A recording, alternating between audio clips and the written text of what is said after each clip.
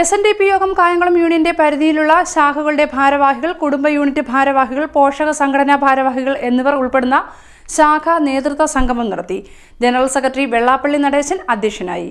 SNDP യോഗത്തിന്റെ പ്രവർത്തനങ്ങൾ കാലോചിതമായ മാറ്റങ്ങൾ ഉൾക്കൊണ്ട് ശക്തിപ്പെടുത്തുന്നതിന്റെ ഭാഗമായി SNDP യോഗം കായംകുളം യൂണിയന്റെ പരിധിയിലുള്ള ശാഖായോഗങ്ങളുടെ ഭാരവാഹികൾ, കുടുംബ യൂണിറ്റ് ഭാരവാഹികൾ, പോഷക സംഘടനാ ഭാരവാഹികൾ എന്നിവർ ഉൾപ്പെടുന്ന ശാഖാ നേതൃത്വ സംഗമം നടന്നു. കായംകുളത്തെ KP റോഡിലുള്ള മികാസ് കൺവെൻഷൻ സെന്ററിലാണ് സമ്മേളനം നടന്നത്. സമ്മേളനത്തിൽ യോഗം ജനറൽ സെക്രട്ടറി വെള്ളാപ്പള്ളി നടേശൻ അധ്യക്ഷത വഹിച്ചു. നമുക്ക് തനിക്ക് താനും പെരക്കുന്നു. നിങ്ങൾ വന്ന് എവിടം വരെ ആയി നിങ്ങൾ ആലോചിച്ചു. ഇവിടെ ഇപ്പോൾ വന്ന് വോട്ട് ബാങ്ക് രാഷ്ട്രീയമാണ്. ഓരോ മതങ്ങളും മതത്തിൻ്റെ പേരിൽ പാർട്ടി ഉണ്ടാക്കി ആ പാർട്ടിയുടെ അവിടെ ശക്തി സമാഹരിച്ച്, സാമുദായിക ശക്തി സമാഹരിച്ച് സ്ഥാനാർത്ഥി നിർത്തി അവരെല്ലാം ജയിച്ച് അവരുടെ സമുദായത്തിൽ പേര് കേട്ടാൽ തന്നെ പേരുകൊണ്ട് ജാതി പറഞ്ഞുകൊണ്ടുള്ള സമുദായ സംഘടന ലീഗ് എന്ന് പറഞ്ഞാൽ എന്താ മുസ്ലിം കൂട്ടായ്മ എന്നാണ്.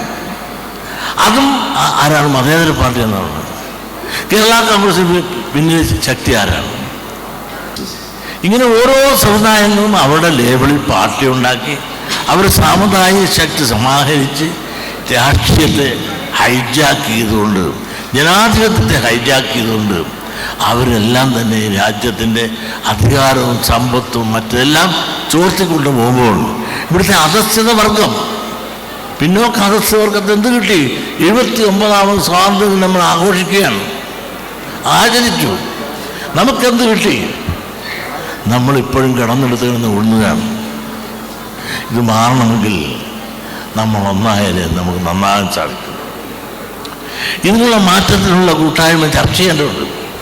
ഈ രാജ്യത്ത് പങ്കിടുമ്പോൾ നിങ്ങൾ ആലോചിച്ച് നോക്കും.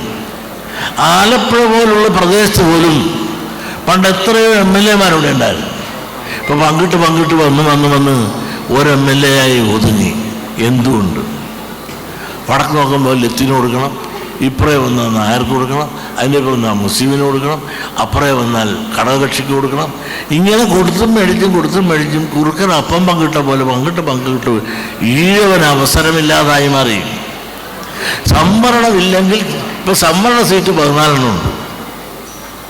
ഈഴവനിന് സംവരണം ഇല്ല എങ്കിൽ ഈഴവർക്ക് സംവരണക്കാർക്കുള്ള സീറ്റ് പോലും 14 സീറ്റ് പോലും കേരളത്തിൽ ഈഴവന് ലഭിക്കാത്ത അവസ്ഥയിലേക്ക് മാറി. സംഘടിത മത്സരങ്ങളും ശ്രവണ ശക്തികളും.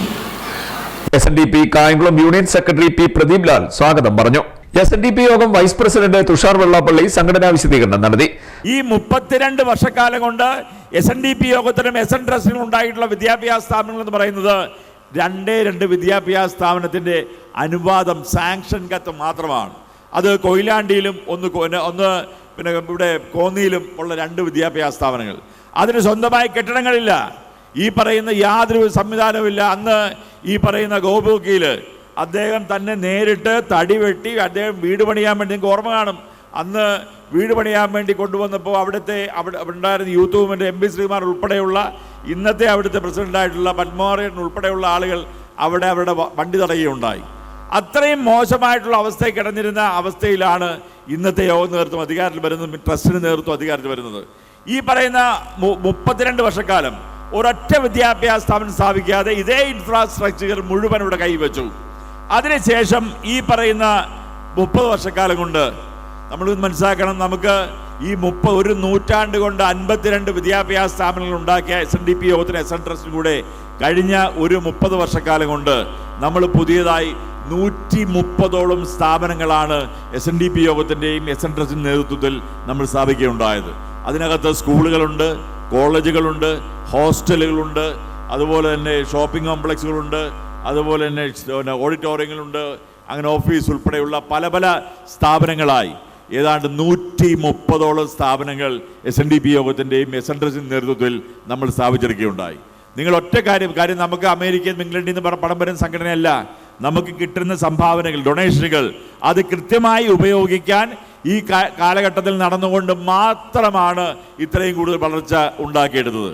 ഈ സാഹചര്യത്തിലാണ് പലപ്പോഴും പരാതികളുമായി ഇല്ലാത്ത കാര്യങ്ങൾ പറഞ്ഞുകൊണ്ട് സാമ്പത്തിക മൈക്രോ ഫിനാൻസിൽ സാമ്പത്തിക ക്രമക്കേട്, വിദ്യാഭ്യാസ സ്ഥാപനങ്ങളിൽ സാമ്പത്തിക ക്രമക്കേട് എന്ന് പറഞ്ഞുകൊണ്ട് ആവശ്യമില്ലാത്ത ആരോപണങ്ങളുമായി വരുന്നത്. നമ്മളെ സംബന്ധിച്ചോളം എസ് എൻ ട്രസ്റ്റിൻ്റെ ഒരു അഡ്മിഷനോ അപ്പോയിൻമെൻറ്റുകളോ നടക്കുമ്പോൾ പോലും അത് യൂണിയനുകളും ശാഖായോഗങ്ങളും വഴിയാണ് ഇത് മുഴുവൻ നടന്നുകൊണ്ടിരിക്കുന്നത്. അതല്ലെങ്കിൽ ട്രസ്റ്റ് ബോർഡിൻ്റെ അംഗങ്ങളുടെ നേതൃത്വത്തിലാണ് ഇതെല്ലാം നടന്നുകൊണ്ടിരിക്കുന്നത്. അത് എല്ലാ ആളുകളും ഇൻവോൾവ് ചെയ്തുകൊണ്ടിരിക്കുന്ന ഓരോ റീജിയണൽ ഡെവലപ്മെൻറ്റ് കമ്മിറ്റികൾ.